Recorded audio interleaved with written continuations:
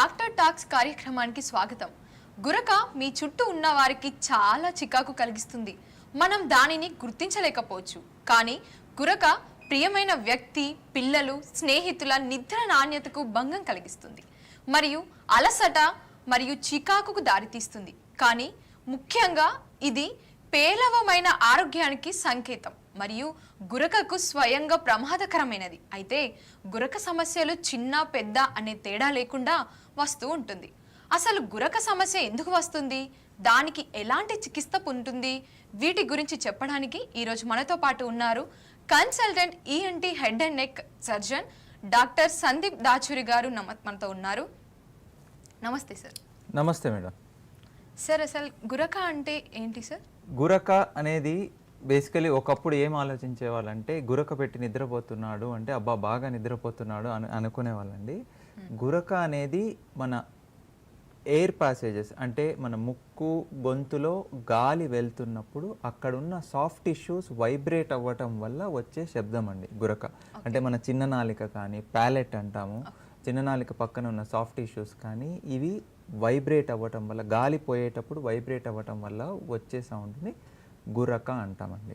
Okay sir, అదేవిధంగా ఇది చిన్న పెద్ద అనే తేడా లేకుండానే చాలా మందిలో ఈ ప్రాబ్లం అనేది క్రియేట్ అవుతుంటుంది కదా.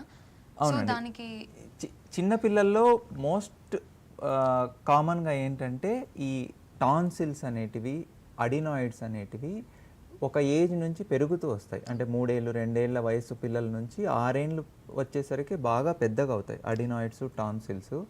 ఇవి పెద్దవై మళ్ళీ 7 ఏళ్ళు 8 ఏళ్ళు వచ్చాక నిదానంగా వాటి సైజ్ తగ్గుతూ వెళ్తుంది. 12 ఏళ్ళు వచ్చేసరికి యూజువల్లీ అడినాయిడ్స్, టాన్సిల్స్ చిన్నవి అవుతాయి. సో ఇవి మరీ పెద్దగా ఉన్న వయసులో 6 ఏళ్ళు లేదా 5 ఏళ్ళ వయసు పిల్లల్లో ఏంటంటే ఇవి గాలి పోవటానికి అడ్డుపడుతుంటాయి అడినాయిడ్స్, టాన్సిల్స్ అనేవి. సో పిల్లల్లో మోస్ట్ కామన్గా ఈ అడినాయిడ్స్, టాన్సిల్స్ పెద్దగా ఉండటం వల్ల గురక వస్తుంది. వేరాజ్ పెద్దవాళ్ళల్లో ఎస్పెషలీ మగవాళ్ళల్లో ఈ వయస్సు పెరిగే కొద్దీ మజిల్ టోన్ అంటాం, ఈ మజిల్ టోన్ తగ్గిపోయి మజిల్స్ కొంచెం లూజ్ అవ్వటం వల్ల ప్లస్ ఊబకాయం అంటే ఒబెసిటీ వల్ల ఫ్యాట్ డిపాజిషన్ జరిగి మెడలో ఆ సరౌండింగ్ టిష్యూస్లో ఎయిర్వేస్ నేరో అయిపోయి ఈ గురక రావటం అనేది సర్వసాధారణంగా చూస్తుంటాం. వేరాజ్ ఫీమేల్స్లో ఒబెసిటీ అంటే ఊబకాయం ఉన్న వాళ్ళలో గురక ఉంటుంది, లేదా పోస్ట్ మెనోపాజల్ ఒక వయసు అయిపోయిన 50 ఏళ్ళు పైబడిన లేడీస్లో కూడా ఈ గురక అనేది సాధారణంగా చూస్తుంటాం. ఓకే సార్, అదేవిధంగా ఓఎస్ఏ అనగానేమి సార్? ఓఎస్ఏ అంటే అబ్స్ట్రక్టివ్ స్లీప్ యాప్నియా అంటాము. ఇందులో పేషెంట్కి గురకతో పాటి నిద్రలో మధ్య మధ్యలో ఊపిరి తీసుకోవటం ఆగిపోవటం అనేది ఉంటుంది. నిద్ర లేవంగానే ఫ్రెష్గా అనిపించదు. And excessive day time sleepiness అంటాం మెడికల్ టర్మ్స్లో. అంటే పగలు ఎక్కడ కూర్చుంటే అక్కడ నిద్రపోతుంటారు, మీటింగుల్లో నిద్రపోవటము, డ్రైవింగ్ చేస్తూ నిద్రపోవడం, ఇవన్నీ సిమ్టమ్స్ ఉంటాయి. సో దీనిని అబ్స్ట్రక్టివ్ స్లీప్ యాప్నియా సిండ్రోమ్ అంటాము. ఈ simple snoring, obstructive sleep apnoea syndrome అనేది ఒక స్పెక్ట్రమ్ అనుకోవచ్చు. అంటే ఒక రెయిన్బో అనుకుంటే రెయిన్బోలో వేరు వేరు కలర్స్ ఉన్నలాగా ఈ స్పెక్ట్రంలో సింపుల్ స్నోరింగ్ అనేది ఒక ఎండ్లో ఉంటే ఈ అబ్స్ట్రక్టివ్ స్లీప్ యాప్నియా అనేది ఇంకొక ఎండ్లో ఉంటుంది. ఈ అబ్స్ట్రక్టివ్ స్లీప్ యాప్నియాలో మళ్ళీ మైల్డ్, మోడరేట్, సివియర్ అని క్లాసిఫై చేస్తాము. So simple snoring, obstructive sleep apnoea అనేవి ఒక స్పెక్ట్రంలోనే రెండు వైపులా ఉన్నది. ఓకే సార్, అదేవిధంగా ఇప్పుడు పిల్లలు, పెద్దలలో స్లీప్ యాప్నియా వాటి యొక్క లక్షణాలు ఏమిటి? పిల్లల్లో ఎస్పెషలీ స్లీప్ యాప్నియా ఉంది అంటే పిల్లలు బేసిక్గా గురక పెట్టకూడదండి. పిల్లలు గురక పెడుతున్నారు అంటేనే ప్రాబ్లం ఉంది అనేది, ఎయిర్వేలో ఏదో అబ్స్ట్రక్షన్ ఉంది, వాళ్ళకి అడినాయిడ్సో, టాన్సిల్సో లేకపోతే ఇంకో ప్రాబ్లమో దానివల్ల గురక పెడుతున్నారు అనేది ఒకటి.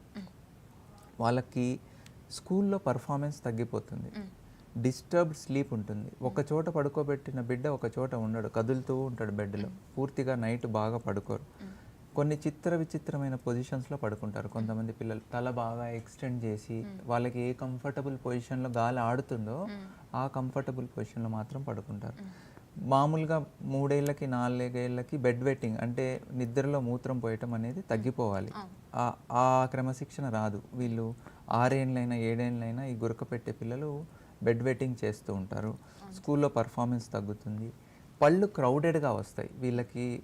పాల పళ్ళు ఊడిపోయి పర్మనెంట్ టీత్ రావటం అనేది, నోరు తెరుచుకొని నిద్రపోతారు కదండి, దానివల్ల హై ఆర్చ్డ్ ప్యాలెట్ అంటాం. అంటే ఈ నాలుగు ఎక్కడపై రెస్ట్ అవుతుందో ఆ ప్లేస్ నోరు తెరుచుకొని నిద్రపోవటం వల్ల బాగా హై అయిపోతుంది. ఇలా ఉండాల్సిన ప్యాలెట్ ఇలా హై అయిపోతుంది. పళ్ళన్నీ క్రౌడెడ్గా వస్తాయి.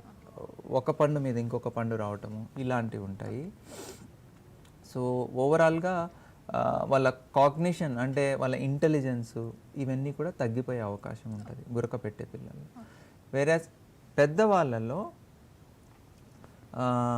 పగలుపూట ఎక్కడ పడితే అక్కడ తూగటము, రాత్రి పెద్ద పెద్దగా గురకలు పెట్టడము, పక్కన వాళ్ళకు కూడా డిస్టర్బెన్స్ అవుతుంది దీనివల్ల.